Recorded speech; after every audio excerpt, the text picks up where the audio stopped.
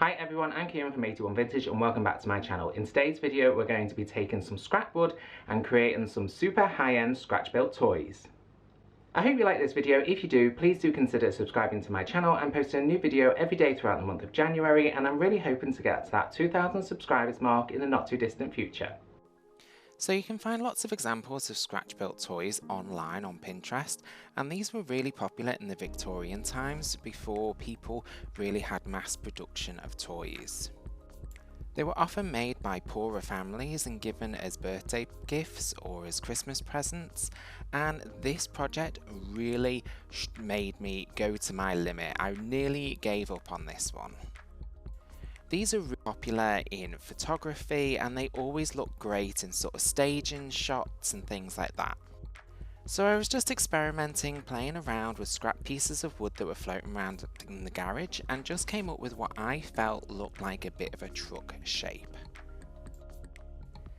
For this I just used simple wood glue to hold all the pieces together, no nails or screws.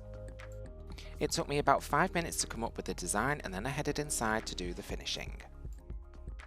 I'm getting closer to having the FurniPaint range ready to launch, and just yesterday we got the labels to finish off dust packaging. I added the dust to some warm water so that I could create a water-based non-toxic stain that's also quick drying.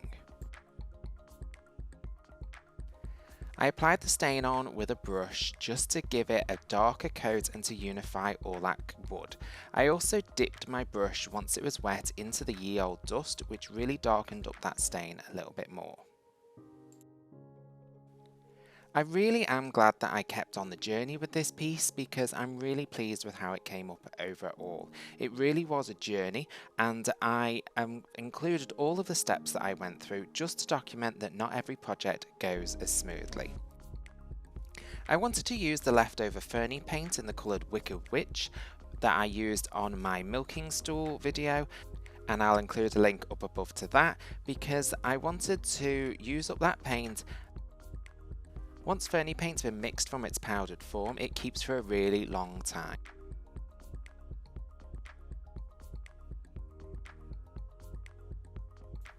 I then left that to dry and then I started to work on the decorative design. I had these pieces of copper wire left in the house when we moved in, so I decided to try and use them on this project. I used some pliers to create a shape on the top that looked to me a bit like a railing, so I just created a bunch of those, and this is where you can really get creative. I'm not showing you a step-by-step tutorial, I'm showing you the idea, and I think loads of the end up would look amazing on a shelf. I used a mix of wet distressing and sanding to try and bring back that dark wood. And then I wanted to grunge it up, so I tried to apply some brie wax, a dark wax. This is a solvent-based wax and it works fine, but it really was just looking a bit too dark. I drilled a couple of holes where I wanted to put the railings that I'd made. Popped them in place and then I used a little tiny bit of hot glue to hold them secure. At this point Mike was telling me that this started to look a lot more like a train than a truck. Let me know what shape you see in the comments below.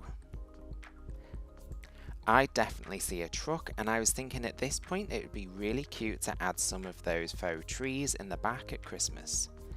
I made a couple of other little details like a couple of windows, a couple of headlamps, and then I was still not feeling it, so I decided to try and paint in some windows with some acrylic paint. A little more distressing and it still wasn't working, so I decided to paint the whole thing red and see what that looked like. And again, at this point I still wasn't feeling it, so I decided to mix up some of the FurniPaint textured medium with some ordinary household paint and dabbed it on so that it gave it a lot of texture, and then I went over it with this bright yellow acrylic paint.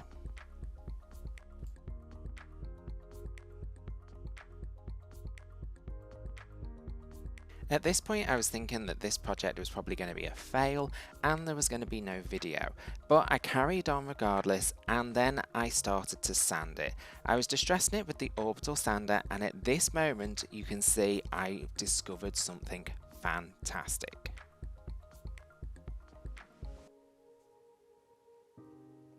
And it was this chippy goodness.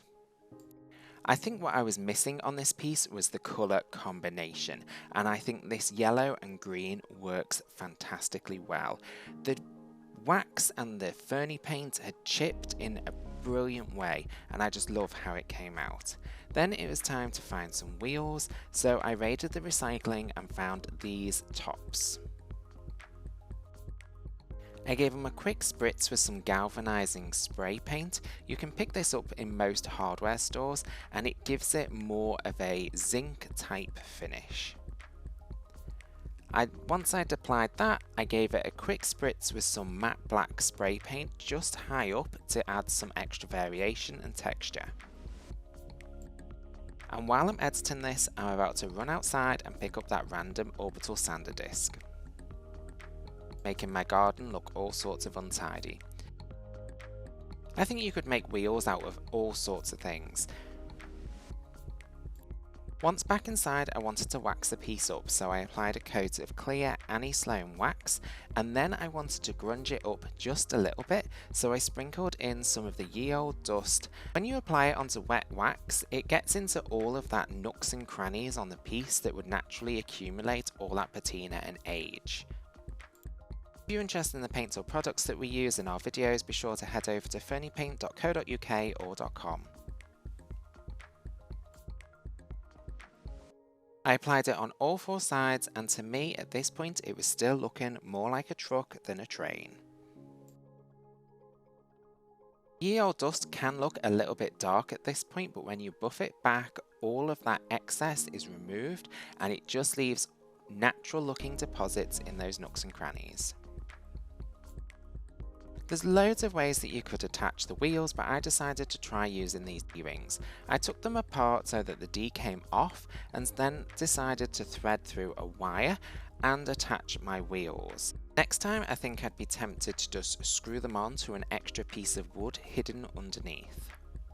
I drilled a hole in the centre of the wheels, roughly where I thought it would be, but I also thought you could make these from wood or all sorts of different things. Great way to use up your stash. Let me know in the comments down below whether you've got a hoard of bits and pieces that would work for this project. At this point I popped in the railings, some jute twine to join them all together. At this point you can see that my wheels are looking a little bit unstable. I think if I was to do this in future, that little bit of extra wood and some screws would be a lot more stable. And this is how it came out. I'm really pleased with this project and how it came out. I think it has a truly antique look and feel. I think these would be fantastic in lots of settings and are great for staging and taking photos. Also hope that this encourages you to keep going with those projects that you're not entirely sure about until you get to the end of your journey.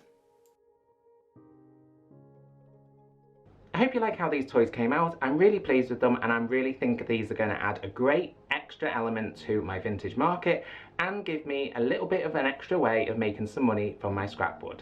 If you like this video, please do give it a thumbs up and consider subscribing to my channel if you're not already.